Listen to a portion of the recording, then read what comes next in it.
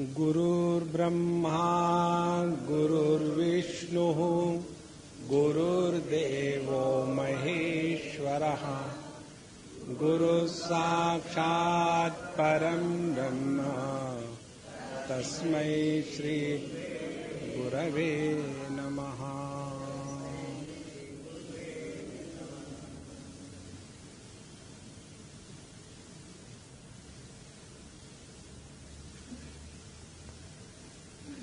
जगत का रूप क्या है और उसका स्वरूप क्या है, यह पहला विषय हमने भगवद गीता के 15वें अध्याय में देखा। दूसरा विषय देखा जीव का रूप क्या है और जीव का स्वरूप क्या है। अब तीसरा विषय हम लोग देख रहे हैं ईश्वर का रूप क्या है और ईश्वर का स्वरूप क्या है। और अंतिम विषय होगा ये जो सबका स्वरूप है वह क्या है। इस प्रकार से इस भगवद गीता के 15वें अध्याय में संपूर्ण शास्त्रों का निचोड़ है। इससे बढ़कर के और शास्त्रों में और कोई बात नहीं। जब हमको बताया जाता है भगवद गीता, उपनिषद, रामायण, उसके बाद महाभारत, ये सभी शास्त्र है, तो इन सभी शास्त्रों में क्या बताया है, तो केवल यही 4 बातें बताई है। जगत का रूप और स्वरूप, जीव का रूप और स्वरूप, ईश्वर का रूप और स्वरूप। यह जो जीव जगत ईश्वर है ये एक दूसरे की सापेक्षता में है, इनका स्वतंत्र अस्तित्व नहीं। जैसे माता और उसका बच्चा या पिताजी और उसका बच्चा, ये दोनों कैसे एक दूसरे की सापेक्षता में है। बच्चा होगा तो बाप कहेंगे, बाप होगा तो बच्चा होगा। इसीलिए यदि कोई कहे कि बिना बच्चे के मैं बाप बन सकता हूं या बिना बाप का मैं बच्चा हो सकता हूं, तो ये असंभव है। इन दोनों का सापेक्षता से अस्तित्व है। इसी प्रकार से जीव जगत ईश्वर ये तीनों एक दूसरे की सापेक्षता में है। तो इन तीनों का रूप क्या है और स्वरूप क्या है, ये पहला शास्त्रों का मूल अभ्यास और विषय। ये होने के बाद ये तीनों जिसका रूप है और जो तीनों का स्वरूप है वह कौन है, क्या है, कहां है, इसका जिसको समझ में आया स बुद्धिमान मनुष्येषु, भगवान कहते वही असली ज्ञानी है। और इसलिए अब हम तीसरे विषय में प्रवेश कर रहे हैं कि ईश्वर का रूप क्या है और ईश्वर का स्वरूप क्या है। हमने कल 3-4 श्लोक पढ़े थे जिसमें भगवान अपना रूप बताते हैं। 12वें श्लोक से लेकर के 15वें श्लोक तक हमने कल पढ़ा। आज हम पढ़ेंगे नहीं, आप सबको कंठस्थ है गीता, फिर क्या पढ़ना है। यद आदित्यगतम तेजः जगत भासयते अखिलम, जो सूर्य में प्रकाशक के रूप में है और जिसके कारण इस संपूर्ण जगत को प्रकाशित किया जाता है, वो मेरा रूप है। समझो सुवर्ण को कहना होगा, अपना इंट्रोडक्शन करवाना होगा सुवर्ण को कि I am gold, gold I mayor और गोल्ड आई एम गोल्ड। आपका ठिकाना कहाँ है, आप कहां रहते हो? गोल्ड कहेगा मैं कहां रहता हूं। बड़ी समस्या का निर्माण कर दी। मैं नेकलेस में रहता हूं, मैं कंगन में रहता हूं, मैं कुंडल में रहता हूं। तो हमको समझने के लिए रूप की आवश्यकता है। और सुवर्ण का अपना कोई रूप नहीं है, कोई आकार नहीं है, और इसीलिए वो सभी आकारों का आधार है। तो परमात्मा को यदि हमको पूछना है कि भैया आप कहां रहते हो, तो भगवान ने बताया मेरा रूप है सूर्य। और जिसके द्वारा ये संपूर्ण विश्व प्रकाशित होता है। यदादित्य गदम तेजः जगत भासते अखिलम तत्तेजो विद्धि मामकम, वह मेरा प्रकाश है।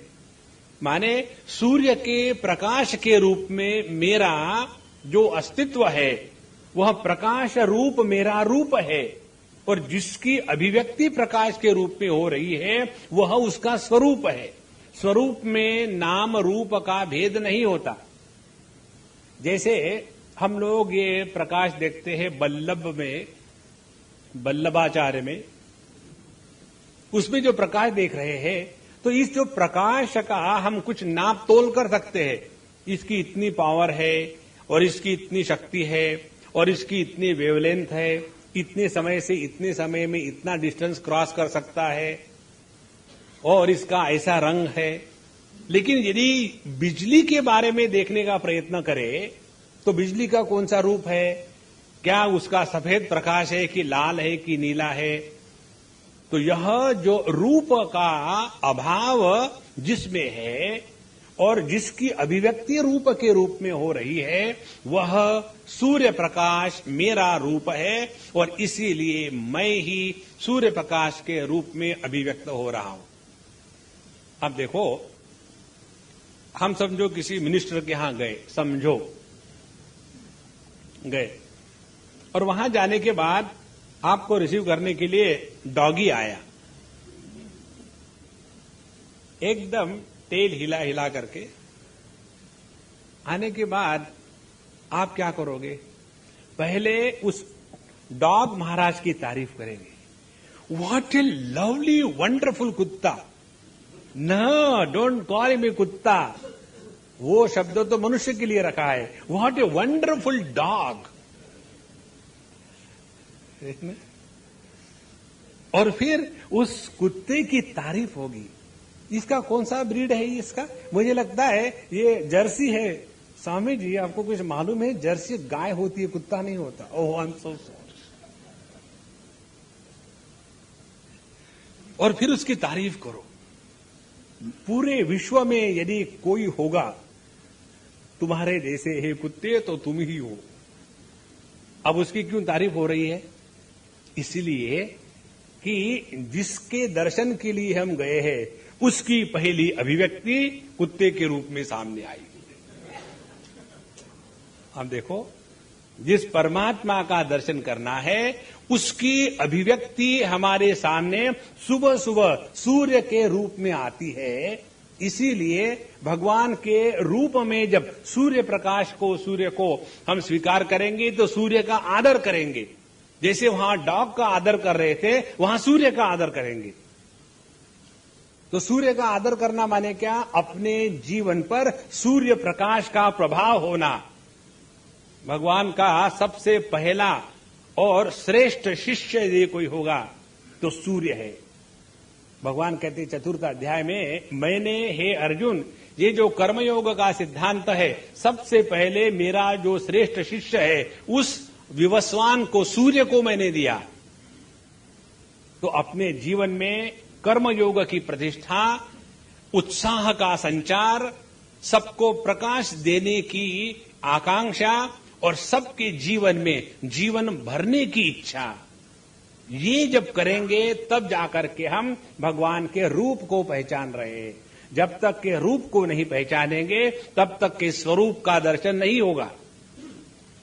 आगे कहते हैं, यच्च चंद्रमसी यच्च अग्नौ, और जो प्रकाश चंद्रमा में है वो मेरा तेज है। तत्तेजो विद्धि मामकम। चंद्रमा का प्रकाश अमृत स्वरूप होता है। ऐसे हमारे शास्त्रों के वचन है कि रात्रि के समय, विशेष करके पूर्णमासी, उस समय चंद्रमा के किरणों से अमृत वर्षा होकर के वनस्पतियों में अमृत का संचार हो जाता है, और उसी अमृत के संचार के कारण वनस्पति में भूख को मिटाने की क्षमता है। इसीलिए सूर्य के प्रकाश की गर्मी हो या चंद्रमा के प्रकाश का शीतल स्पर्श हो, दोनों एक ही परमात्मा की अभिव्यक्ति है। यच्च चंद्रमसी, तीसरी बात, यच्च अग्नौ, और जो अग्नि में है। तो ये तीन बातें हो गई। अग्नि क्या करता है? हर एक चीज को जला के खा लेता है। अग्नि का एक नाम है पावक। पावक माने जो सबको पवित्र करता है। अग्नि को कोई अपवित्र नहीं कर सकता। उसमें चंदन डालो उसको भी जला देगा, उसमें कूड़ा करकट डालो उसको भी जला देगा। अग्नि कभी अपवित्र नहीं होती। इसीलिए इन सभी प्रकार के तेजों में मेरा ही रूप है, उसको पहचानो। तो यह ईश्वर का अंतर्यामी रूप से वर्णन हो रहा है जगत में। अब इसके बाद आगे कहते हैं, गाम आविश्य च भूतानि धारयामी अहम ओजसा। ओजस के द्वारा मैं, गाम माने पृथ्वी में, मैं पृथ्वी में प्रवेश करके इस संपूर्ण पृथ्वी को और पृथ्वी पर रहने वाले जितने भूतानी है, भूतानी माने कोई सिंधी नहीं है, भूतानी माने भूतों का अनेक वचन भूतानी कहते हैं। तो गामाविश्य से भूतानी धारयामी अहम ओजसा। तो मैं अपने ओजस शक्ति के द्वारा इस संपूर्ण भूत मात्र को इस पृथ्वी पर धारण करता हूं। तो पृथ्वी की जो धारणा शक्ति है और जिस धारणा शक्ति के कारण इस पृथ्वी पर जो जीवन है वो मेरे ही ओजस शक्ति के कारण है। आगे बताते हैं, पुष्णामी च औषधि सर्वाहा। और मैं पृथ्वी पर औषधियों के बीच में सोमो भूतवा रसात्मक, सभी औषधि माने जितने हमारे खाने के पदार्थ है, जैसे चावल, गेहूं, बाजरा इत्यादि, वो पेड़ जो एक बार फलित होकर के नष्ट हो जाते हैं उनको औषधि कहते हैं। औषधि माने दवाई नहीं। तो जितने भी ये औषधि हमारे जितने भी वनस्पति है उनमें मैं सोमो भूतवा, सोम रस के रूप में प्रवेश करके रसात्मक, हर एक वनस्पति का जो रस है वो मेरा ही स्वरूप है और इसी के द्वारा मैं सभी वनस्पतियों का पालन पोषण करता हूं। तो पहले प्रकाश के रूप में भगवान का रूप, दूसरा पृथ्वी और पृथ्वी पर उगने वाले सभी प्रकार के वनस्पति के रूप में भगवान का रूप। अब तीसरा रूप कहते हैं, अहम वैश्वानरो भूत्वा प्राणिनाम देहमाश्रितः। मैं ही वैश्वानर के रूप में प्राणी नाम, ऐसा नहीं कहा कि केवल मनुष्य के रूप में नहीं, सभी प्राणियों में मैं वैश्वानर के रूप में प्रवेश करके क्या करता हूं वहां? कहते हैं, प्राणापान समायुक्त पचामी अन्नम चतुर्विधम। मैं 4 प्रकार के अन्न का पाचन करता हूं। अब देखो, भगवान के रूप को हम देख रहे हैं, फिर स्वरूप के पास आएंगे। तो ईश्वर के रूप में भगवान इस जगत को प्रकाशित करने वाले सूर्य, चंद्रमा इत्यादि है। वही ईश्वर इस जगत में पृथ्वी और वनस्पतियों को धारण करने वाला है। वही ईश्वर इस संपूर्ण सृष्टि में रहने वाले जितने प्राणी मात्र है, जो सभी वनस्पतियों का भक्षण करके खाके उसके बाद अंदर पचाता कौन है? देखो, खाना भले अपने हाथ में हो, पचाना अपने हाथ में नहीं होता। और भगवान को मुझे आश्चर्य लगा, मालूम था कि there are 4 types of foods, 4 प्रकार के अन्न होते हैं। कौन से 4 प्रकार के अन्न? शास्त्रों की भाषा में कहेंगे 4 प्रकार के अन्न वो है, एक तो चबा के खाने वाला, जैसे साउथ इंडियन घर में बनी हुई रोटी। साउथ इंडियन जब रोटी बनाते हैं तो रोटी की कार्टून बनती है, और नॉर्थ इंडियन जब इडली बनाते हैं तो इडली का कार्टून बनता है, और जब गुजरातियों ने इडली बनाई तो ढोकला बन गया। तो जो चबा चबा के खाने का है एक प्रकार का वो अन्न। दूसरे प्रकार का अन्न वो है कि जिसको पिया जाता है, जैसे दूध पिया, पानी पिया, रस पिया। तीसरे प्रकार का अन्न वो है जिसको चाटा जाता है, अचार चाटा, चटनी चाटी, शहद चाट लिया। और चौथे प्रकार का अन्न वो है जिसको चूस किया जाता है। गन्ना खाया तो उसको चबा चबा करके चूस कर लिया और बाकी का फेंक दिया। ये हमारे शास्त्रों में साधु संतों के कमेंट्री में मिलता है। अब ये 4 प्रकार के अन्न आपको जो चाहे मन में लगा लो, सभी प्रकार के अन्न का पाचन भगवान ही करते हैं। चाहे आप एकदम वेजिटेरियन, नॉन वेजिटेरियन, उसके बाद फास्ट फूड या हेल्थ फूड, कोई भी ले लो, सबका पाचन वही करते। चाहे आप कह लो कि प्रोटीन्स है, कार्बोहाइड्रेट्स है, फैट है और जो अनडिफाइंड है, जो भी कह लो, सभी के सभी अन्न का पाचन वही एक परमात्मा करता है। कैसे? वैश्वानरो भूत्वा। तो सभी के अंदर में जो पाचन शक्ति है, उस पाचन शक्ति के रूप में भगवान की उपस्थिति है, ईश्वर की। तो ईश्वर का जो अंतर्यामित्व है, इसको पहचाने।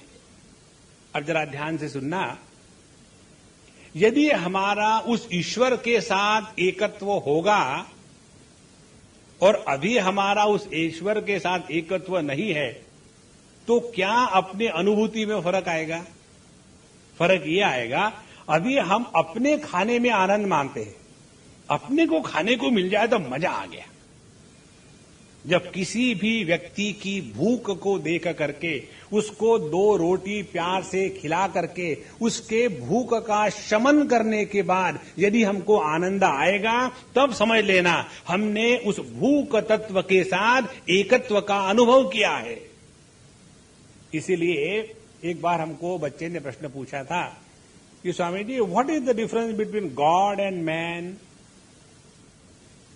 क्योंकि आपने बताया भगवान के ही जैसा आदमी है, आदमी के जैसे भगवान है। फर्क तो है, क्या फर्क है? यही फर्क है। आदमी स्वयं खा के तृप्त होता है, भगवान सबको खिला के तृप्त होता है। जिस व्यक्ति को प्राप्ति के बाद आनंद होता है, वह दरिद्री है, और जिसको देने के बाद आनंद होता है, वही भगवान स्वरूप है। इसीलिए भगवान ने जो कहा, अहम वैश्वानरो भूत्वा प्राणी नाम देहम आश्रिता, तो जब भी हम किसी को खाना खिला रहे हैं तो हम भगवान को भोग चढ़ा रहे हैं। और यदि हम भगवान को भोग चढ़ाते हैं तो क्या भगवान को ऐसा भोग चढ़ाते हैं, बहू देखना फ्रिज में क्या बचा है, आज फ्रिज साफ करना है। तो बहू कहती है, मम्मी जी मुझे लगता है 1 महीने का पड़ा हुआ है सब्जी और ब्रेड के टुकड़े पड़े हुए हैं और 2-4 कॉकरोच है। अच्छा, कॉकरोच निकाल डालना और फिर इसका भगवान को भोग चढ़ा देना और फिर लोगों में बांट देना।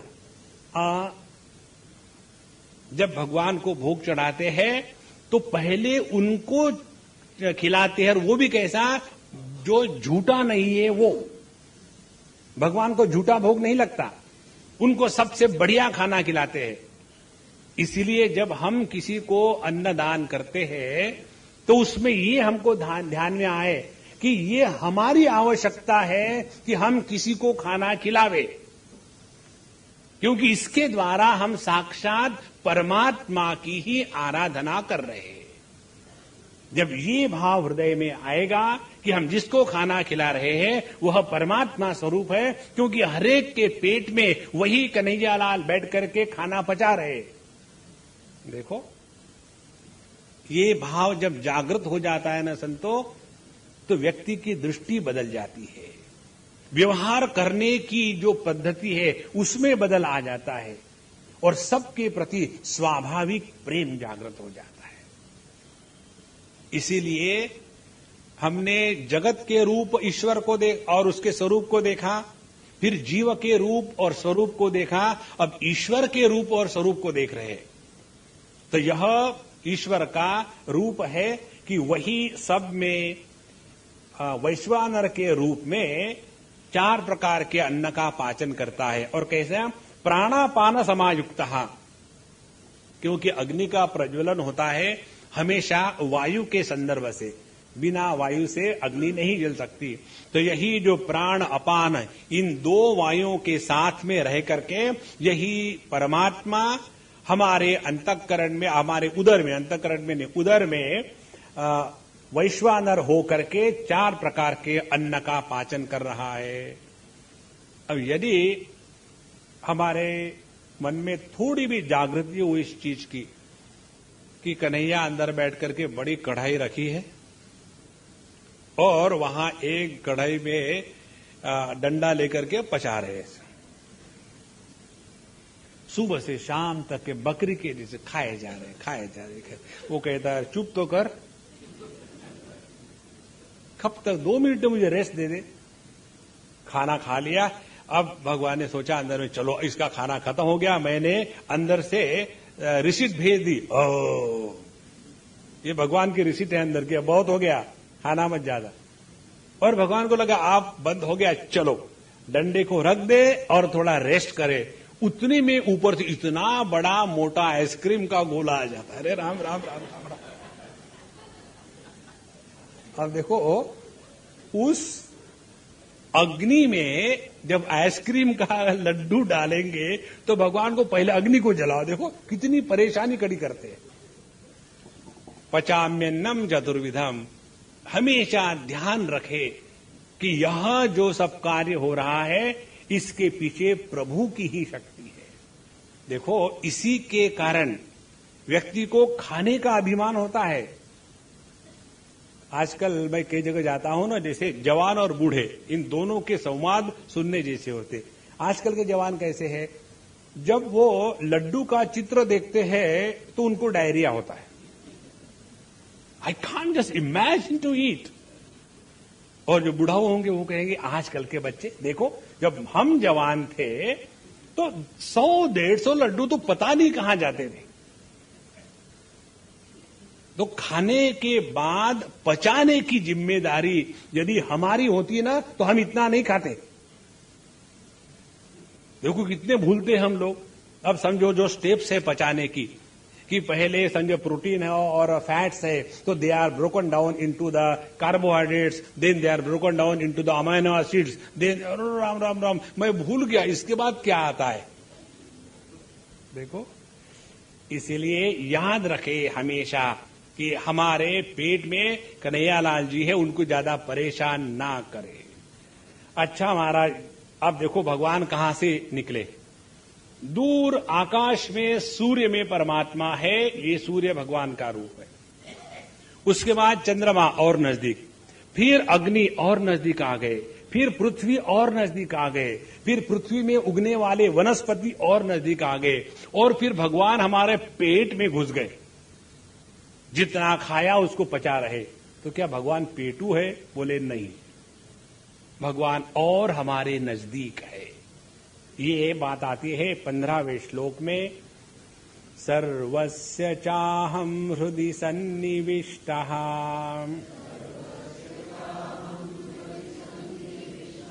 मत्तस्मृतिर्ज्ञानमपोहनञ्च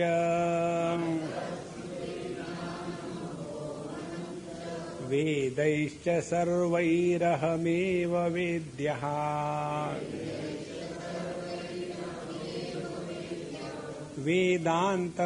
वेदान्तकृद्वेदविदेव चाहम्।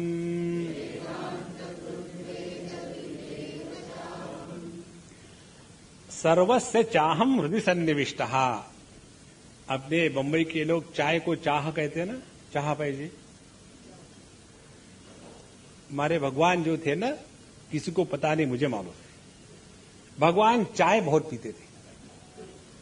स्वामी जी कैसे संभव, भगवान चाय कैसे पिएंगे? देखो उनकी जो 16,000 पत्नियां थी ना, वो सभी की सभी आसामीज थी, मालूम है आपको?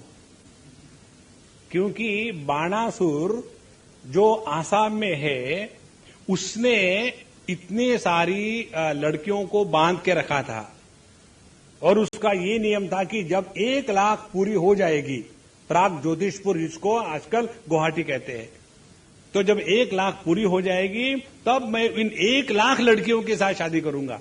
तो भगवान गए, सबको छुड़ाया, और फिर वो लड़कियां गए, अब हम कहां जाए, अब आप ले चलो हमारे अपने साथ।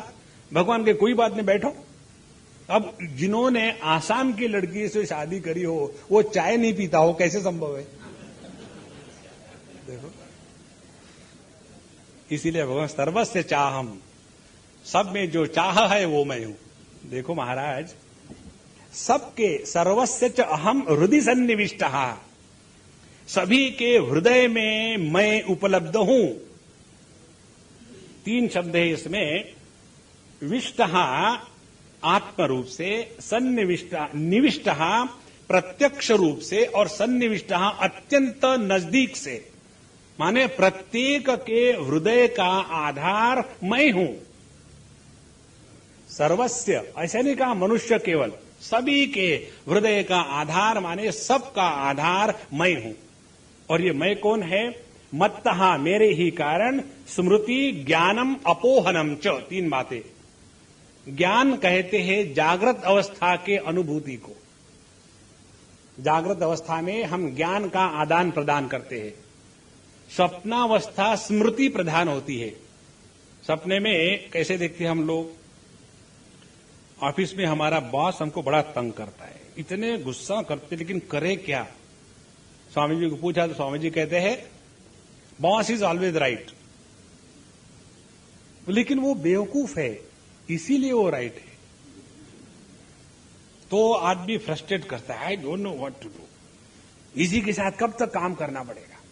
एक सज्जन मुझे मिले रिसेंटली, उनका यही कहना था, Swami ji I am frustrated. तो हमने कहा कोई नई बात नहीं, कोई नई बात बताओ।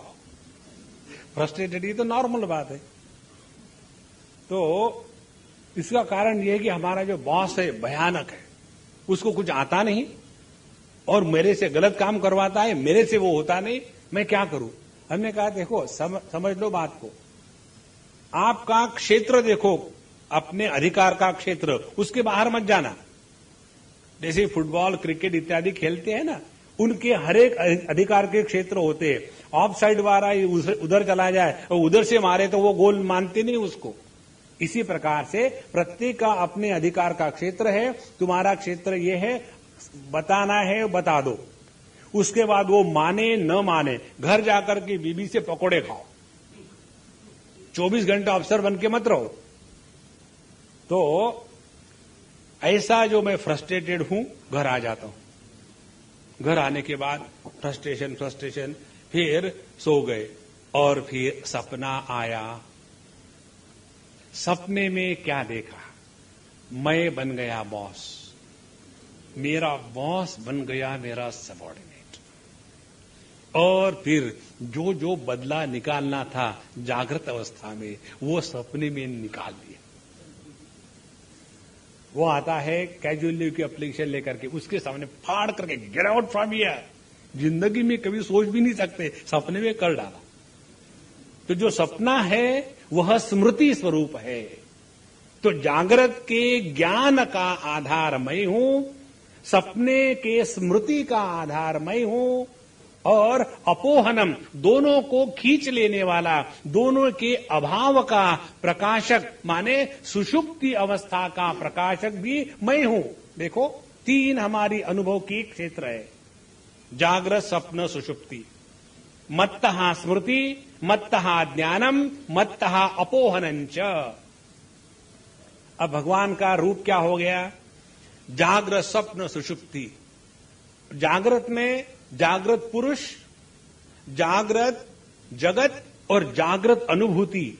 यह जो जागृत अवस्था की त्रिपुटी है, ये जागृत अवस्था की त्रिपुटी भगवान का रूप है।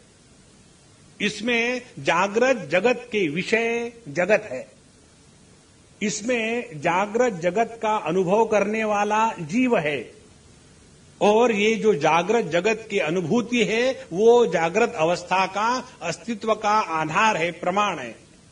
इस प्रकार से तीनों में अनुभव करने वाला, अनुभूत क्षेत्र और अनुभव, ये तीनों के तीनों उसी ईश्वर के ही रूप है। देखो, मत्तः स्मृति ज्ञानम अपोहनंच। इसीलिए जब हम विचार करते हैं वेदांत शास्त्र में, तो विचार में जब तक के परिपूर्णता नहीं होगी तब तक के ज्ञान में निष्ठा नहीं हो सकती। जैसे किसी व्यक्ति को पहचानना है तो चेहरे से देख लिया, दिखने के तो अच्छे लगते हैं। नॉर्मली ये जो लव में फॉल करने वाले होते हैं ना, उनकी नजर कितनी है? केवल सकिन डीप, सकीन माने स्किन, पंजाबियों ने स्किन नहीं होता, सकीन। तो उनकी जो नजर है वो केवल स्किन डीप है। दिखने को तो अच्छी लगती है मुझे, लेकिन मुझे ये नहीं मालूम था अंदर से ऐसी होगी, ऐसा ही होता है। Looks are deceptive. तो जो हम अपूर्ण ज्ञान करेंगे तो अपूर्ण ज्ञान के द्वारा कभी भी शांति नहीं मिल सकती। इसीलिए केवल जागृत अवस्था के ज्ञान को लेकर के चलेंगे और तत्व का चिंतन करेंगे तो वो अपूर्ण चिंतन होगा। फिर जागृत स्वप्न सुषुप्ति तीनों का चिंतन करना है कि तीनों के आधार के रूप में जो है वो तीनों के द्वारा प्रभावित नहीं होता, पहली बात। और यदि हम एक ले ले जागृत अवस्था, तो जागृत अवस्था में भी केवल जगत का चिंतन करेंगे तो अपूर्ण चिंतन होगा। केवल जगत के सुख दुख के अनुभूति का चिंतन करेंगे तो अपूर्ण चिंतन होगा। केवल जगत में सुखी दुखी व्यक्तित्व का चिंतन करेंगे तो अपूर्ण चिंतन होगा। तो चिंतन में परिपूर्णता कब आएगी? जब जगत क्या है, जीव क्या है और जीव जगत में जो अनुभूति का निर्माण होता है वो कहां है। जब ये तीनों का पूर्णता से विचार होगा तब जाकर के तत्व की निष्ठा बनती है। अन्यथा केवल आर्ग्यूमेंट्स चलते हैं और संप्रदाय का निर्माण होता है। इसीलिए मत्तः स्मृति, मत्तः ज्ञानम, मत्तः अपोहनंच, मैं ही सभी के अनुभूतियों का आधार हूं, चाहे जागृत रहे, स्वप्न रहे, सुषुप्ति रहे।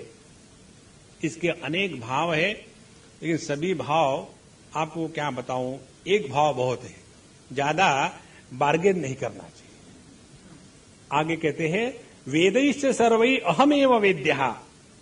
ये जो वाक्य है वेदैश्च सर्वै अहमेव वेद्यः, ये इस श्लोक का आत्मा है। इसमें भगवान कहते हैं पहली बात, सर्वैहि वेदैहि अहमेव वेद्यः, सभी शास्त्रों का जो प्रयोजन है वो केवल मुझे पहचानने में है। एक जगह श्लोक आता है, वेदों में, महाभारत में, रामायण में, पुराण में, वेदे रामायणे चैव पुराणे भारते तथा आदावन्ते च मध्ये च हरिः सर्वत्र गीयते। सभी शास्त्रों में एक ही बात हुई है और वो है हरि का, भगवान का कीर्तन, उसी की कीर्ति और उसी का ही अनुवाद, और कुछ नहीं है। इसीलिए सर्वैहि वेदैहि अहम एव वेद्यः, पहला अर्थ। तो शास्त्रों के अध्ययन का परिणाम परमात्मा को पहचानने में है, पहली बात। दूसरी बात, अहम वेदैहि एव वेद्यः, मुझे यदि पहचानना हो तो शास्त्रों के आधार पर ही पहचाना जा सकता है। यदि हम अपने कल्पना के अनुसार भगवान को पहचानने का प्रयत्न करेंगे तो हम अपनी कल्पना ही करते रहेंगे। इसीलिए भगवान कृष्ण का जो वर्णन आता है शास्त्रों में कि भगवान कृष्ण ऐसे ऐसे है, तो वैसा ही उनका दर्शन होवे। ऐसे नहीं, I am modern, so what happened the other day, I just saw that Krishna came on a motorbike with a jean and with a tennis racket in his hand. Do you know how I recognize him? There was that, you know what you call that Mayur Paksha, something like that. ऐसा यदि हुआ तो ये केवल अपने अंतःकरण के गंदगी को बाहर निकालना है। देखो भैया, अहम वेदैहि एव वेद्यः, परमात्मा के बारे में अंतिम प्रमाण केवल शास्त्र है, अपने मर्जी से नहीं होता। और चौथी बात, अहम एव वेद्यः, इस जगत में यदि कोई जानने जैसी वस्तु है तो केवल परमात्मा है। कौन कहां जाता, क्या करता, किसके ऊपर कितना कर्जा है, किसकी बहू कैसी है, किसकी सास क्यों नहीं मरती, इससे अपने को क्या लेना है। ये जगत में यदि जानने लायक कोई वस्तु है तो केवल परमात्मा मात्र। इसलिए इस एक श्लोक में भगवान ने इतनी सारी बता दी बात। वेद सर्वैहि वेदैहि अहमेव वेद्या, अहम वेदैहि एव वेद्या, अहम वेद्या एव। चौथी बात कि मुझे सिर्फ पहचानना मात्र है। भगवान की पहचान ही भगवान की प्राप्ति है। देखो, समझो मैंने अपने इस चेयर पर, टेबल पर ये सेलफोन रखा है और किसी को पता नहीं कि इसको सेलफोन कहते हैं, और मैं इसको कह रहे रामू जरा वो सेलफोन ले आना। कहां रखा है? उधर ही रखा है टेबल पर। घूम घाम के जाएगा, मुझे तो कोई मिला नहीं, है नहीं वहां। अरे भाई मैं अभी रख के लाया हूं, आप जाके देखो। तो उसको देखो, ये सामने तो रखा है तुम्हारा। अच्छा, इसको सेलफोन कहते, मुझे क्या मालूम। माने उपलब्ध होने के बाद भी जिसका ज्ञान नहीं होता, उसका एकमात्र कारण है हम उस वस्तु को पहचानते नहीं। दूसरी बात, जिस वस्तु की प्राप्ति पहचान से होती है वो नित्य उपलब्ध होती है। इसीलिए अहम वेद्या एव, परमात्मा को केवल पहचानना मात्र है। तो वेदैश्च सर्वै अहमेव वेद्या। सवाल यह है, परमात्मा को पहचानना है तो ठीक है, लेकिन कैसे पहचाने? कैसे है? वेदांत कृत। परमात्मा को लखाने वाले, शास्त्रों का अध्ययन करने वाले साधु संत, आचार्य, गुरु महाराज, सदगुरु महाराज, उनके चरणों में अपने आप को समर्पित करके ही परमात्मा की पहचान मिलती है। आचार्यवान पुरुषो वेद, छांदोग्य की श्रुति कहती है, जब तक कि हम अपने जीवन में बिल्कुल नियम से, योग्य प्रकार से शास्त्रों का अध्ययन नहीं करेंगे, जीवन में उपासना नहीं करेंगे, भगवान का नाम स्मरण नहीं करेंगे, तब तक के शास्त्रों के अर्थ की गंभीरता हमको कभी समझ में नहीं आएगी। इसीलिए वेदांत कृत का तात्पर्य है परमात्मा को लखाने वाले जो शास्त्र है, इसको जिसने पढ़ा है, इसका जिसने अनुभव किया है, ऐसे आचार्य। आचार्य की परिभाषा आती है, आचार्य माने क्या?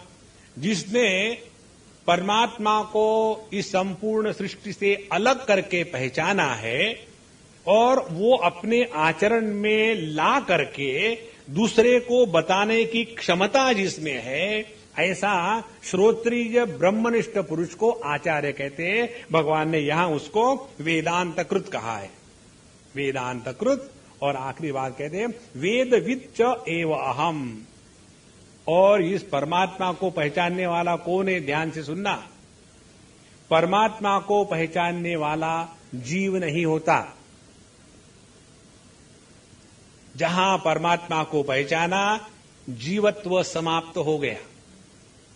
इसीलिए इस परमात्मा को लखाने वाले गुरु भी परमात्मा है और इस परमात्मा को पहचानने वाला जो शिष्य है वो भी परमात्मा है।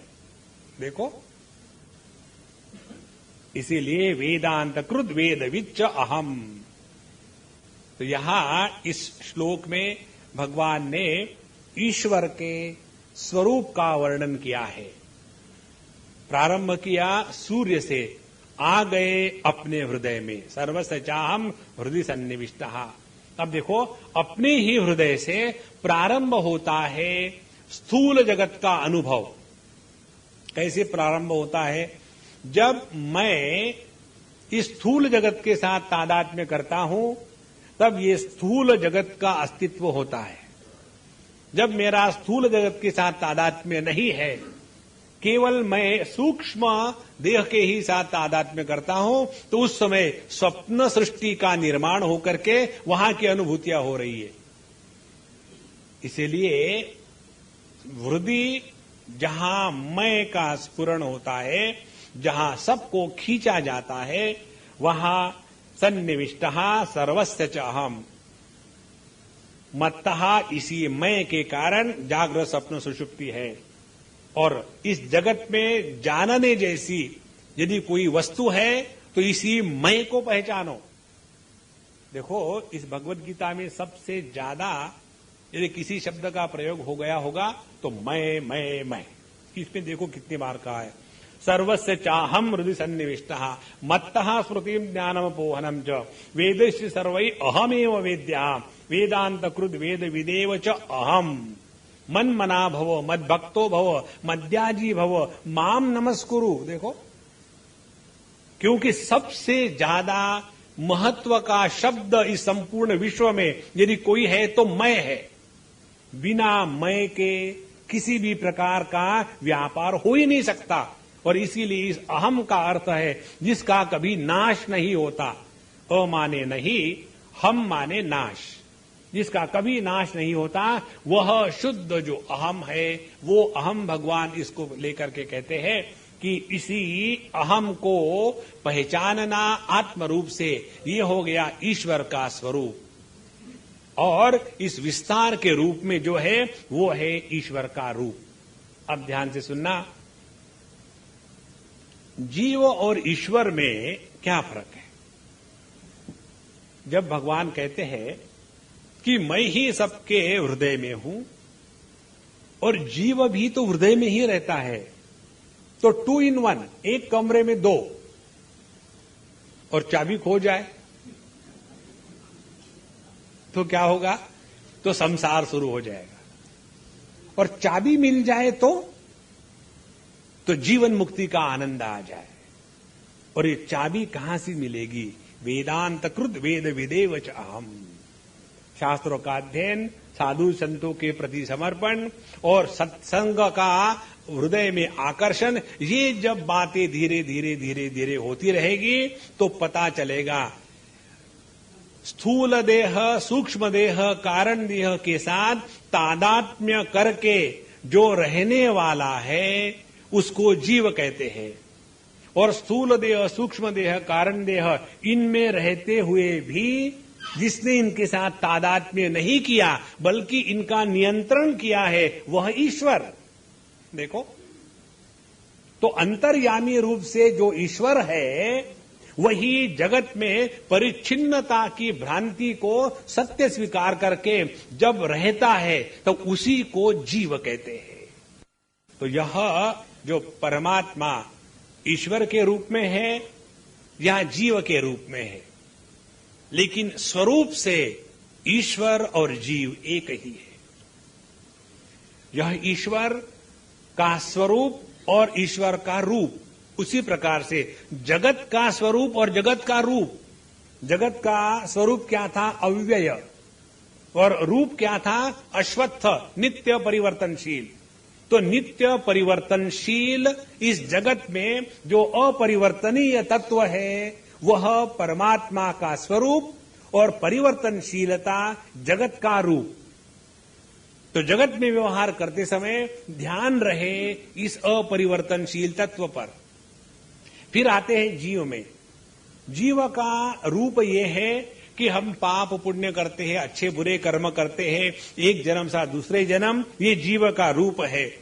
लेकिन जीव की असलियत क्या है? वह असल में ईश्वर है यदि वो अपने पर संपूर्ण नियंत्रण ले आवे और जगत के उपाधि के द्वारा जो प्रभावित नहीं होता वही तत्व का अनुसंधान करके अपने आप को पहचान सकता है। यही बात भगवान कहते हैं, यतन्तः योगिनः चैव पश्यन्ति आत्मनि एव अवस्थितम्।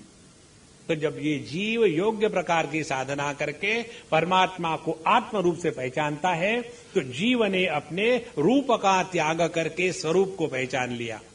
इस प्रकार से जीव, जगत और ईश्वर, इन तीनों के रूप और स्वरूप की चर्चा अभी तक इस 15वें अध्याय में हुई है। इसके बाद आप लोग जब यहां से जाओगे तो बिल्कुल दिमाग में कंफ्यूजन नहीं होना चाहिए। नहीं तो हमेशा जब खाना खाते हैं ना, आप देखते होंगे महात्मा लोग बैठे खाना खाने के लिए और वो परोस रहे हैं और हर एक महात्मा का अपना राग होता है। साथ में बैठ करके एक ट्यून में नहीं गाएंगे। एक धड़ धड़ धड़ आगे चले जाएगा, जल्दी खाना है, दूसरा धीरे धीरे चलेगा। ऊर्ध्वमूलमदश, वो सब्जी वहां डालना, ऊर्ध्वमूलमदश शाखम, मुझे नहीं चाहिए वो आदर्श। क्या है?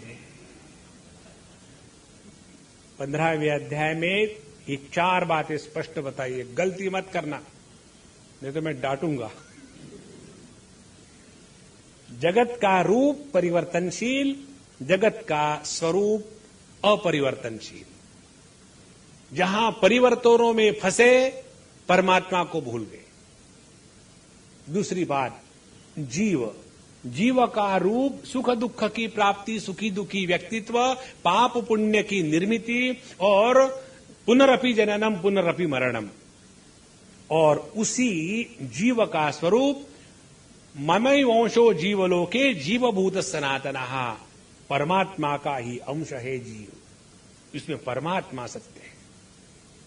फिर आते ईश्वर में, इस संपूर्ण समष्टि को जो धारण करने वाला है, तो यह जो समष्टि है यह होगा ईश्वर का रूप, और उसको जो धारण करने वाला है अंतर्यामी रूप से। और कैसा है, जागृत स्वप्न सुषुप्ति को प्रकाशित करता है, लेकिन उसके द्वारा प्रभावित नहीं होता। वह है ईश्वर का स्वरूप। अब इसके बाद आखिरी जो विषय है इस 15वें अध्याय का, उसको हम पढ़ेंगे 16वें श्लोक से। द्वाविमौ पुरुषौ लोके क्षरश्चाक्षर एव च क्षरः सर्वाणि भूतानि कूटस्थोऽक्षर उच्यते। उत्तम पुरुषस्त्वन्यः परमात्मेत्युदाहृतः यो लोकत्रयमाविश्य बिभर्त्यव्यय ईश्वरः यस्मात्क्षरमतीतोऽहम् अक्षरादपि चोत्तमः अतोऽस्मि लोके वेदे च प्रथितः पुरुषोत्तमः।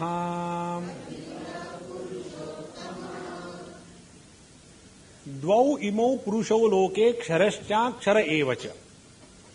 अब इस श्लोक का अर्थ लेने के पहले भगवान संपूर्ण वेदों का तात्पर्य भगवत गीता में भरे हैं, और भगवत गीता का तात्पर्य 15वें अध्याय में भरे हैं, और 15वें अध्याय का सारांश इस 16वें श्लोक से आगे है। देखो कितनी सूक्ष्मता से भगवान धीरे धीरे धीरे ले जा रहे, एकदम कैप्सूल। कहते हैं इस श्लोक का अन्वय अनेक प्रकार से करते संत, सभी ठीक है, हम एक प्रकार से देखेंगे। क्षरश्चाक्षर, क्षर और अक्षर ये दोनों पुरुष ही है। क्षरश्चाक्षर द्वौ इमौ पुरुषौ एव, ये इसका अर्थ है। अब देखो ये विषय भगवत गीता में अभी तक 3 बार आया है, पहली बार नहीं आया। पहले आया 7वें अध्याय में, जहां उन्होंने स्त्रीलिंग का शब्द का प्रयोग करके अपरा प्रकृति भूमिरापो नलो वायु खम मनो बुद्धिरेव च अहंकार इतियम में भिन्ना प्रकृति अष्टधा।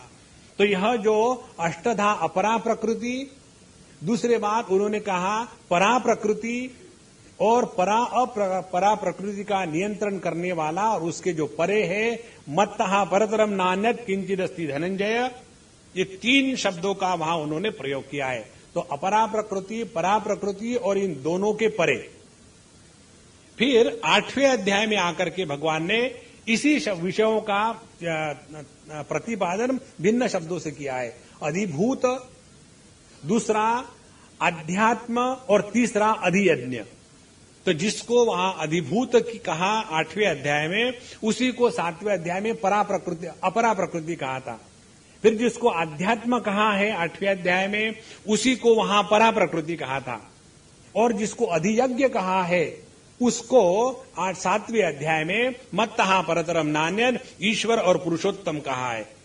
फिर 13वें अध्याय में आकर के फिर भगवान इसी विषय का प्रतिपादन करते हैं कि एक तो है क्षेत्र फिर है क्षेत्रज्ञ और है क्षेत्रज्ञ चाम माम विद्धि सर्व क्षेत्रेषु भारत।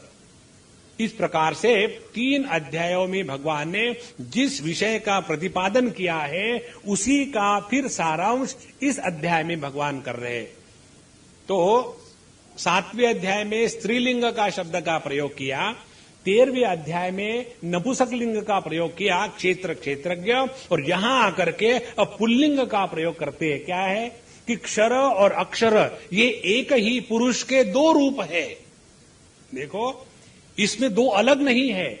जैसे एक ही आदमी अपने बाप के संदर्भ से पुत्र होता है और अपने पुत्र के संदर्भ से बाप होता है, इसी प्रकार से एक ही परमात्मा जब दृश्य के रूप में है तो उसको क्षर पुरुष कहेंगे, और वही परमात्मा दृश्य का जब भोग करने वाला है तब उसको अक्षर पुरुष कहेंगे। माने भोक्ता के रूप में जो है वो अक्षर पुरुष है और भोग्य के रूप में जो है वो क्षर पुरुष है, और ये दोनों को दोनों एक ही परमात्मा की अभिव्यक्ति है।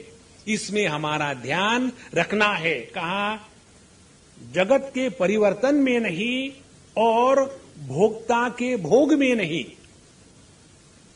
जब जगत के परिवर्तन हम पर प्रभाव नहीं करते और जब भोग में भोक्तृत्व निर्माण नहीं होता तो जो अनुभूति होगी उस अनुभूति को कहते हैं पुरुषोत्तम भगवान की अनुभूति। इसीलिए इस जगत में 2 पुरुष के 2 प्रकार की अभिव्यक्ति है। क्षरश्चाक्षर, क्षर और अक्षर इमो 2 पुरुषे। और कहा लोके व्यवहार की बात हो रही है। जब तक के व्यवहार है तब तक तो कहना ही पड़ेगा कि मैं खाना खा रहा हूं। ऐसे नहीं परमात्मा को खा रहा है, अपन को क्या है, ऐसे नहीं। जगत में व्यवहार करते समय व्यावहारिक भाषा का ही प्रयोग करना है, नहीं तो बड़ी मुश्किल में पड़ोगे। एक लड़का दौड़ के जा रहा था अपनी बाइसिकल लेकर के, तो पुलिस ने देखा कि यार ये बाइसिकल लेके क्यों दौड़ के जा रहा है, कहां दौड़ के जा रहे हो? बोले मैं जल्दी में हूं। बैठे क्यों नहीं? मुझे साइकिल चलाना नहीं आता। तो फिर ये किसकी साइकिल है? अब मेरी कैसी कहूं, क्योंकि ममता होगी। तो उसने कहा किसकी साइकिल है? मुझे क्या मालूम, चोर कहीं का, चल अंदर। हो गया है ना। अब संसार में व्यवहार में रहना है तो सब कहना पड़ेगा कि ये मेरी बीबी है, ये मेरी माँ है, ये मेरी कार है, ये मेरे बच्चे हैं, ये मेरी परेशानी है। इसीलिए जब तक इस जगत में द्वैत का व्यवहार है, व्यवहार वैसा ही चलेगा। लेकिन अंतःकरण में ज्ञान ये होवे कि जिसको मैं देख रहा हूं और जो देख रहा है दोनों भी परमात्मा के ही स्वरूप है। तो एक ही परमात्मा का रूप है भोग करने वाला भोक्ता, और उसी परमात्मा का दूसरा रूप है भोग्य वस्तु। देखो कितना आनंद है यदि हमारा ध्यान इसमें रहा कि जो खाने वाला है, जो खाया जा रहा है, वो एक ही व्यक्ति का रूप है, तो क्या होगा? स्वाभाविक प्रेम होगा। देखो जिसके प्रति आत्मीयता होती है उसके प्रति प्रेम स्वाभाविक होता है, और जहां मैं का अनुभव होता है उस प्रेम में प्रयत्न नहीं होता। तो पहले हम जगत के साथ आत्मीयता का व्यवहार करना सीखे। जब आत्मीयता का व्यवहार माने क्या? सब कुछ अपने ही है, कोई पराया नहीं इस दुनिया में, सब अपने हैं। वही कन्हैया कभी मित्र का रूप लेकर आता है और वही कभी परेशान करने को आता वही है। लेकिन व्यवहार करना हो तो व्यवहार में जो करना है करे, अपने हृदय का निर्माण करना है, ये व्यवहार के महत्व का सूत्र। जगत के व्यवहार में जो करना है करना ही पड़ेगा, लेकिन अपने हृदय को खराब ना करें, इसके साथ व्यवहार चलते रहो। नहीं तो देखो भगवान कृष्ण ने कितने को मरवाया। जो कर्ण महाराज थे उसका चक्का जमीन में गड़वा दिया, उसके बाद अर्जुन को लड़वा दिया और सब मस्त रहे। देखो, व्यवहार की बात है। निर्माण होना है अपने अंतःकरण का। इसीलिए इस जगत में जो भोग्य, जो दृश्य है वह परमात्मा का रूप है, और जो इसका भोग करने वाला भोक्ता है वो भी परमात्मा का ही रूप है। समझो, आपके सामने दो वस्तु रख दी, एक है रावण, दूसरा है राम। दोनों सोने के बने हुए। अब रावण होने के कारण उसको 10 मुख है, और भगवान रामचंद्र जी एक होने के कारण हंसमुख है। रावण जब रोएगा तो 10 टाइम्स, और जब वो हंसेगा तो 10 टाइम्स। और कहा कि देखो, इसमें से जो तुमको ले जाना है ले जाओ, और मैं यदि सोनार हूं, मुझे सोने के प्रति बड़ी आकर्षण है, तो मैं दोनों को उठा के देखूंगा भारी क्या है। मुझे क्या मतलब है रावण ही के राम है, मुझे मतलब है सोने से। इसी प्रकार से जहां हमको मतलब परमात्मा से है, तो ये कोई बात नहीं है कि दृश्य क्या है और दृष्टा कौन है।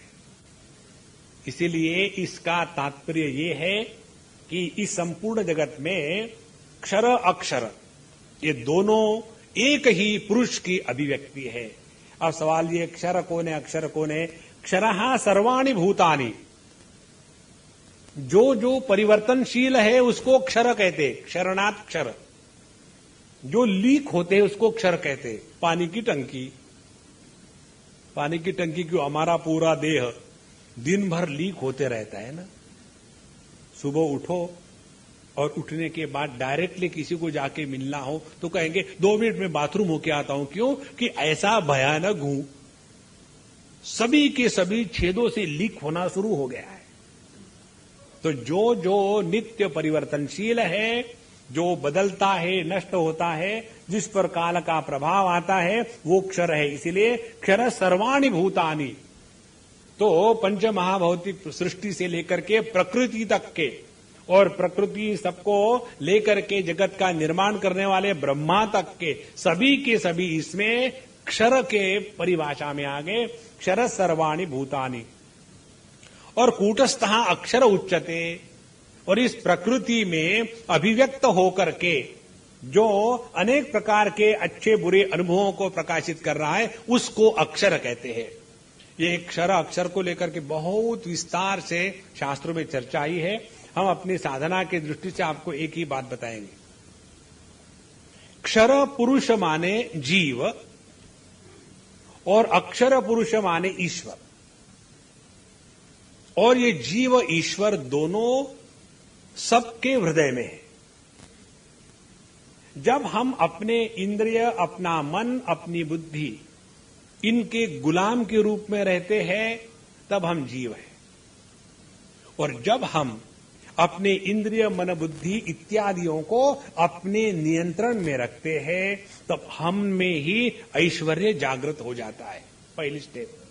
दूसरी स्टेप, जब हम गुलाम रहते हैं तो दुखी है, और जब हम स्वामी होते हैं तो सुखी है। तीसरी स्टेप, यदि हम जीव के रूप में रहेंगे तो दुख हमारा पीछा कभी छोड़ेगा नहीं, और यदि अपने में ऐश्वर्य को जागृत करेंगे तो दुख की परछाया हमारे जीवन में नहीं आएगी। तो यहां कहने का तात्पर्य क्या है? हम में ही एक साथ जब हम किसी चीज के गुलाम बन गए तो जीव भाव आ गया। मैंने सिगरेट पीना छोड़ दिया, कितनी खुशी होती है। I have given up now. तो ऐसे करने की क्या जरूरत नहीं। I am now feeling very really, I never knew. क्या नहीं मालूम था? ये जो स्वातंत्र का जो आनंद है, जो व्यक्ति गुलामी में रहता है वो जीव है। गुलामी किसकी? गुलामी कोई भी व्यक्ति दुनिया की नहीं करता। गुलामी होती है अपनी इंद्रिय की, अपने मन की, अपने बुद्धि की, अपने समझ की, अपने दुराग्रह की गुलामी होती है। जहां हमने इस गुलामी से अपने आप को मुक्त कर लिया, समझ लेना हम में ही ऐश्वर्य जागृत हो जाता है। पातंजलि योग दर्शन में स्पष्ट आता है। जिस व्यक्ति ने, समझो एक उदाहरण के लिए बताऊं, जिस व्यक्ति ने अपने जीवन में अपरिग्रह माने किसी भी वस्तु का संग्रह नहीं करना, इसमें यदि महाव्रत करके निष्ठा प्राप्त कर ली है, तो ऐसे व्यक्ति को अपने और किसी के भी जीवन के पिछले अनेक जन्मों का और आगे होने वाले सभी जन्मों का ज्ञान होता है। कल्पना नहीं है, वास्तविक है। और इसीलिए आपने देखा होगा, बच्चे जब छोटे होते हैं तब उनमें कोई परिग्रह नहीं है, और इसीलिए बच्चों को उनके पिछले जन्म की कोई बातें याद आती है, और इसीलिए वो बिना कारण से हंसते हैं, और इसीलिए बिना कारण से रोते हैं। तो ये जो उनके पिछले जन्मों की जो बातें सब उनको याद होती है। आपने पढ़ा सुना भी होगा, कई बच्चों को बड़े उम्र तक के सब याद रहता है कि मैं वहां था, यहां था। क्यों? कि उनमें जो अपरिग्रह निर्माण हुआ था नए जन्म के कारण, उन्होंने परिग्रह शुरू नहीं किया। तो यह जो उपाधि में रह करके उपाधि का गुलाम न बन करके रहना, यही जीवन में ऐश्वर्य की प्राप्ति है। तो क्षर सर्वाणि भूतानि कूटस्थः अक्षर उच्यते। उसके आगे बताते हैं, अब उत्तम पुरुष कौन है? उत्तमः पुरुषः तु अन्यः।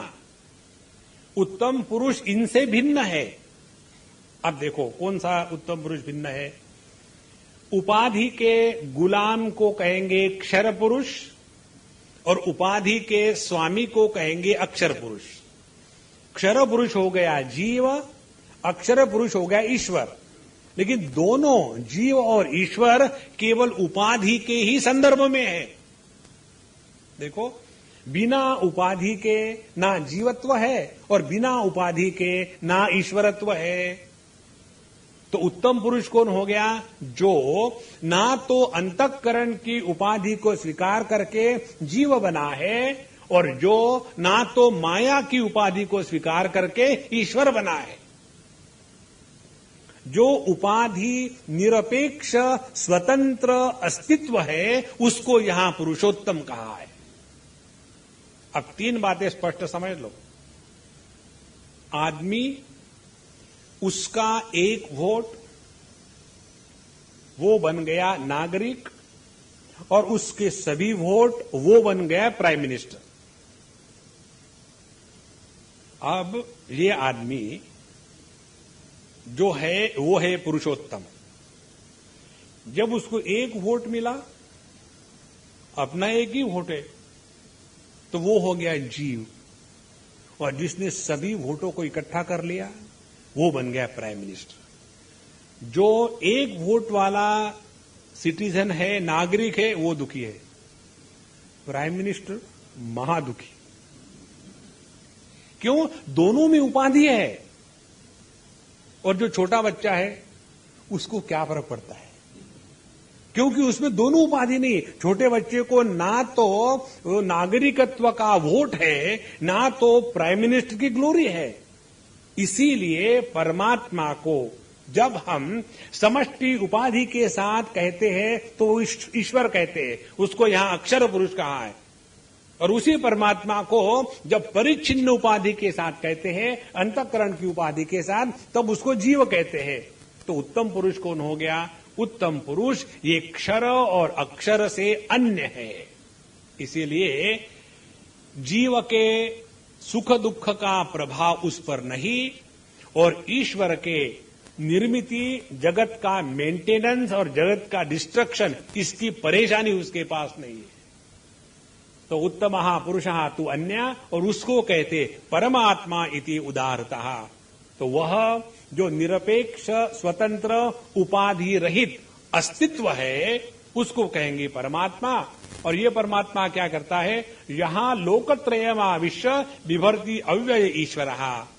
तो यही परमात्मा इस संपूर्ण जगत में आकर के लोकत्रय, तीन प्रकार के लोग क्या है? अनेक प्रकार से विचार हो सकता है, हम एक प्रकार से करेंगे। तीन प्रकार के लोग हैं। एक तो है अनुभव का क्षेत्र, दूसरा है अनुभव करने वाला, और तीसरा है इन दोनों का नियंत्रण करने वाला। तो लोकत्रयमाविश्य वही परमात्मा अनुभव का क्षेत्र जो है, जो भौतिक दृश्य जगत है, उसमें प्रवेश करके उसको आधार देता है। और इसीलिए ये जगत के परिवर्तन संभव है, क्योंकि ये परिवर्तनशील जगत का आधार स्थिर है। वही परमात्मा जीव के रूप में अंतःकरण की उपाधि को धारण करके देह तादाद में होकर के अपने को परिच्छिन्न का भाव स्वीकार करके सुख दुख के जन्म मरण के चक्कर में पड़ता है। यह दूसरा लोक है जो मैं सपोर्ट करता हूं, भगवान कहते हैं। और वही परमात्मा इन दोनों को आधार देने वाली जो प्रकृति है, जो माया है, जो अव्याकृत है, जो महत है, जिसको 14वें अध्याय में भगवान ने मम योनि महत ब्रह्म कहा था, उसको भी आधार देने वाला मैं ही हूं। यो लोकत्रयमाविश्य बिभर्ति, सबका पालन पोषण और सबको आधार के रूप में ईश्वरहा, और ये सबको अपने नीचे दबा करके सब कर रहा है। लेकिन स्वयं कैसा है? अव्ययः। किसी भी प्रकार का लाभ और हानि, व्यय माने खर्चा, किसी भी प्रकार का लाभ हानि इत्यादि जिसमें नहीं है। और यस्मात्, इसीलिए क्षरमती तो हम अक्षरादपि जो उत्तमः, और इसीलिए चूंकि मैं क्षर से परे हूं और अक्षर से उत्तम हूं। ध्यान से सुनना, क्षर से परे माने जीव भाव से परे, और अक्षर से उत्तम हूं माने ऐश्वर्य का भी त्याग कर दिया है।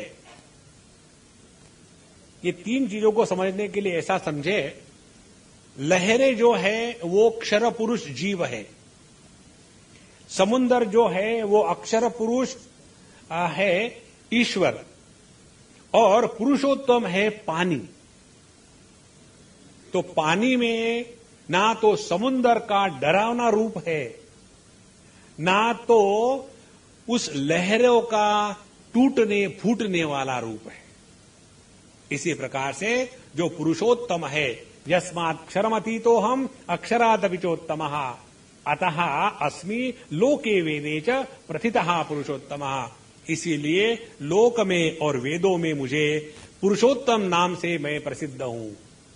माने लोगों ने मुझे पुरुषोत्तम इसलिए कहा क्योंकि मैं क्षर अक्षर से परे हूं।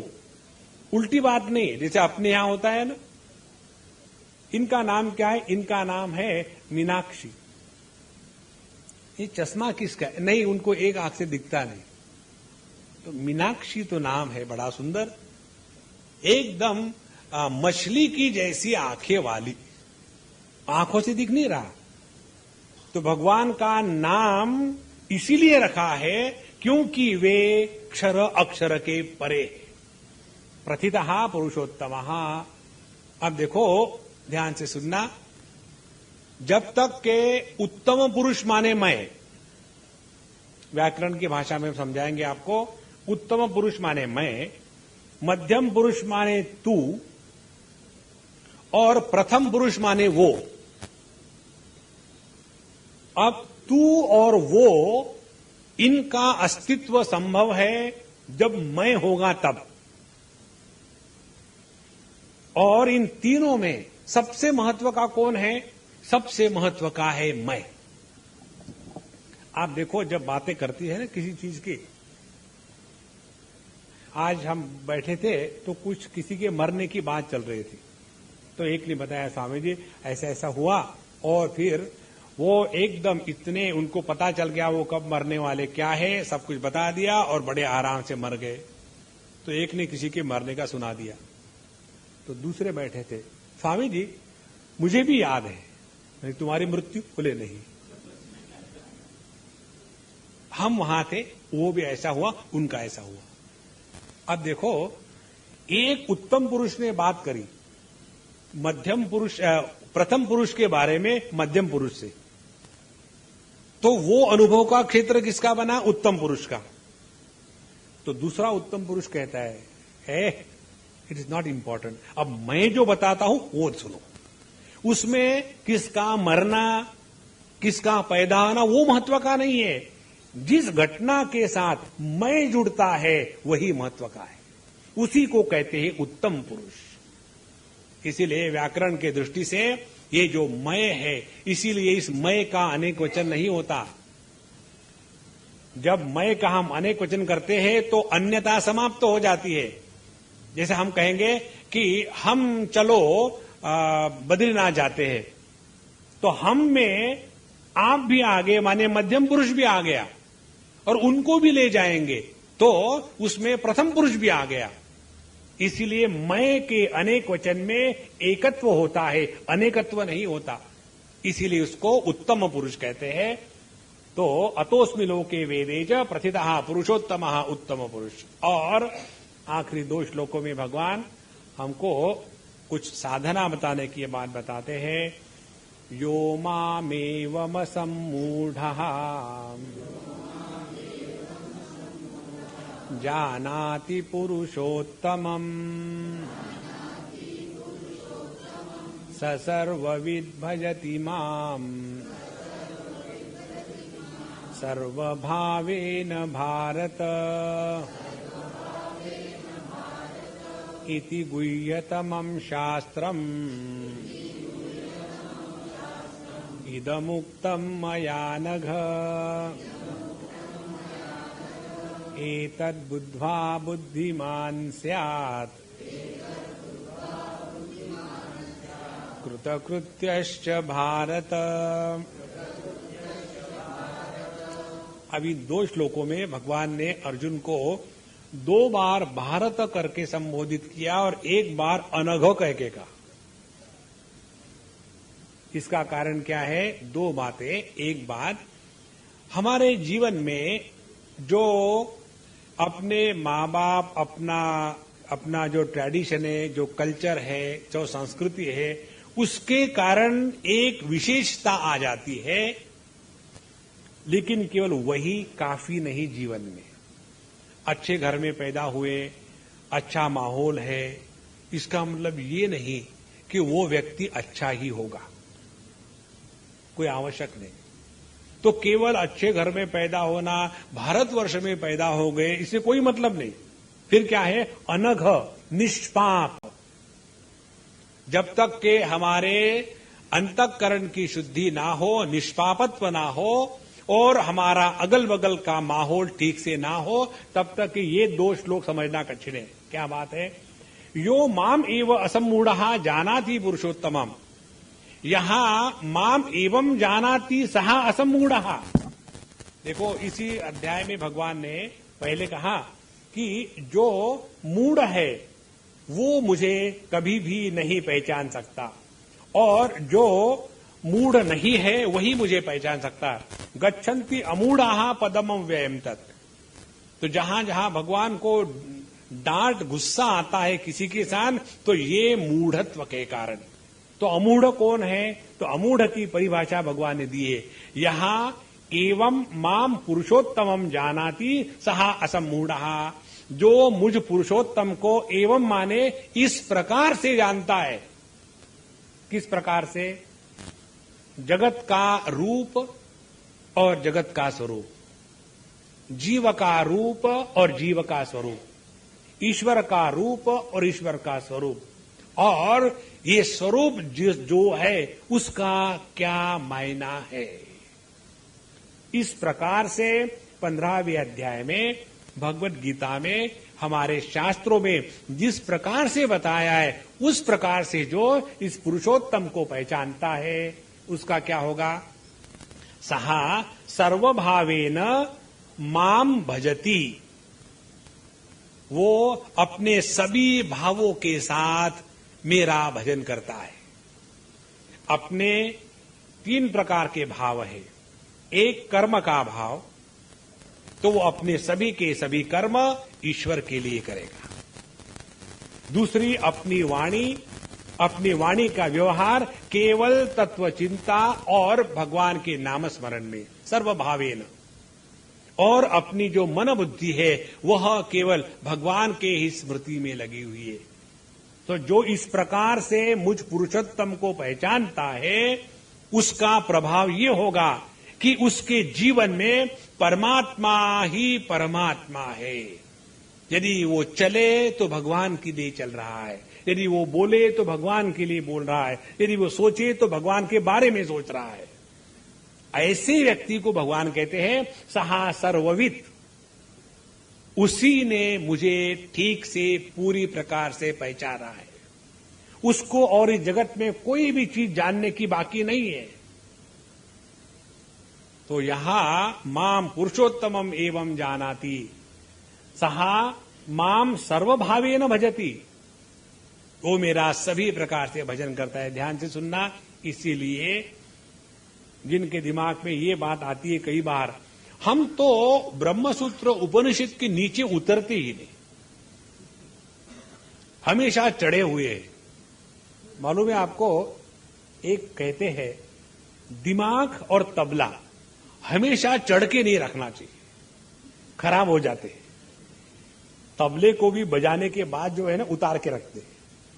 उसी प्रकार से जितना भी हमारा ज्ञान इत्यादि हो, इसकी परिपूर्णता हृदय में भक्ति और प्रेम के निर्मिति में है।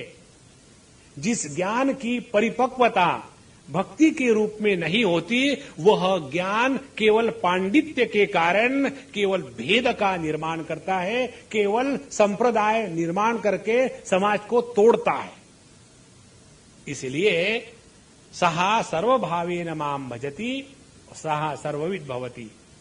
आखिरी कहते हैं हे अनघ, हे निष्पाप अर्जुन, इति गुह्यतमम शास्त्रम इदमुक्तम मया नघ। हे अनघ, हे निष्पाप अर्जुन, इति गुह्यतमम शास्त्र। तीन प्रकार के शास्त्र है। एक गुह्य शास्त्र, गुह्यतर शास्त्र और गुह्यतम शास्त्र। गुह्य शास्त्र है धर्मशास्त्र। ये करना चाहिए, वो नहीं करना चाहिए, ये करोगे तो स्वर्ग में जाओगे, ये करोगे तो नरक में जाओगे, अपना कर्तव्य कर्म पूरा करना चाहिए, इत्यादि इत्यादि। दूसरा है गुह्यतर शास्त्र, जिसमें भगवान के उपासना का महात्म्य है, और उपासना शास्त्र हो गया गुह्यतर शास्त्र। और ये है गुह्यतम शास्त्र, जिसमें परमात्मा की पहचान कराई जाती है। इससे बढ़कर के और कोई चीज जाननी बाकी नहीं है दुनिया में। इति गुह्यतमम शास्त्रम। शास्त्र किसको कहते हैं? शास्त्र में दो बातें होती है, एक शासन करने से शास्त्र और दूसरा शमसन करने से शास्त्र। हमने क्या करना है, क्या नहीं करना है, ये बात भगवान ने यहां बताई है कि निर्माण मोहा जित संग दोषा, ये सभी की सभी शास्त्र की बात बताई। और शमसनाथ शास्त्र माने क्या? जो हमको ऐसा विवेक पैदा करा करके तत्व क्या है, तत्व की अभिव्यक्ति क्या है। तो तत्व है पुरुषोत्तम, उसकी अभिव्यक्ति क्या है? जीव जगत ईश्वर के रूप में। कैसी है? जगत परिवर्तनशील है, जीव आवागमन करने वाला है और ईश्वर सबके रूप में है, इस पर कोई परिच्छिन्नता नहीं है। इस प्रकार से जिसमें शासन और शंसन दोनों का पूर्ण विस्तार से वर्णन हुआ है, यह 15वां अध्याय है। इति गुह्यतमम शास्त्रम इदमुक्तम मया नघ एतद् बुद्ध्वा बुद्धिमान स्यात्। इसको पहचानना, जानना, यही जीवन में ज्ञान की पराकाष्ठा है। चौथे अध्याय में भगवान ने बुद्धिमान की परिभाषा दी थी। कर्मणि अकर्म यहां पश्येत अकर्मणि च कर्म यहां स बुद्धिमान मनुष्येषु स युक्त स कृष्ण कर्मकृत। तो अपने जीवन में यही बुद्धिमत्ता है कि हम अपने हृदय में आत्म रूप से परमात्मा का दर्शन करें और अनात्म रूप में भी परमात्मा ही है। द्वैत में रहते हुए जब अद्वैत की हानि नहीं होती, तब जाकर के हमने जीवन में वास्तविक ज्ञान की प्राप्ति करी है। एतद् बुद्ध्वा बुद्धिमान स्यात्। और आखिरी बात कहते हैं कृतकृत्यश्च भारत। यही अपने जीवन की कृतकृत्यता है। और इसके आगे कुछ नहीं। देखो, इस 15वें अध्याय में भगवान ने हमको सब कुछ बता दिया, लेकिन ये बताते समय चेतावनी भी दी कि अपने आप नहीं होगा। यतन्तः अपि अकृतात्मानः, प्रयत्न करते जाए लेकिन उसके साथ अंतःकरण का निर्माण ना हो। निर्माण मोहा जित संग दोषा अध्यात्म नित्य विनिवृत्त कामा, ये यदि नहीं होगा तो जीवन का मूढ़त्व नहीं जाएगा, और जब तक के मूढ़त्व नहीं जाएगा तब तक के परमात्मा की बात समझ में नहीं आएगी। उसी परमात्मा का दर्शन सूर्य से लेकर के अपने हृदय तक, जो जगत को आधार दे रहा है, जो हमारे अनुभवों को प्रकाशित कर रहा है, जो हमारा अस्तित्व है, यही परमात्मा का स्वरूप है। जब हम उस परमात्मा को मैं के रूप में पहचानते हैं, तब उसको कहते हैं पुरुषोत्तम। पुरुषोत्तम यह व्याकरण का शब्द है। उत्तम पुरुष, मध्यम पुरुष और प्रथम पुरुष, और यही एक पुरुष जो है, यही क्षर और अक्षर, ज्ञाता और ज्ञेय, भोक्ता और भोग्य, इसी रूप में अभिव्यक्त हो रहा है। तो सबका तात्पर्य क्या निकला कि केवल एक ही परमात्मा का यह संपूर्ण विश्व विस्तार है। इसीलिए इस जगत में ना तो कोई द्वेष करने योग्य है, ना तो कोई तिरस्कार करने योग्य है। जैसा अपना अपने साथ स्वाभाविक प्रेम होता है, वैसा ही इस संपूर्ण जगत के साथ स्वाभाविक प्रेम होने लगेगा। प्रेम फिर करना नहीं पड़ेगा। कहते हैं ना, प्यार किया नहीं जाता, हो जाता है। जब दुनिया से प्यार हो जाएगा तब समझ लेना अपने हृदय में कन्हैया की बांसुरी बज रही है। ओम पूर्णमदः पूर्णमिदं पूर्णात् पूर्णमुदच्यते पूर्णस्य पूर्णमादाय पूर्णमेवावशिष्यते। ओम शांति शांति शांति। हरि ओम। श्री गुरुभ्यो नमः। हरि ओम।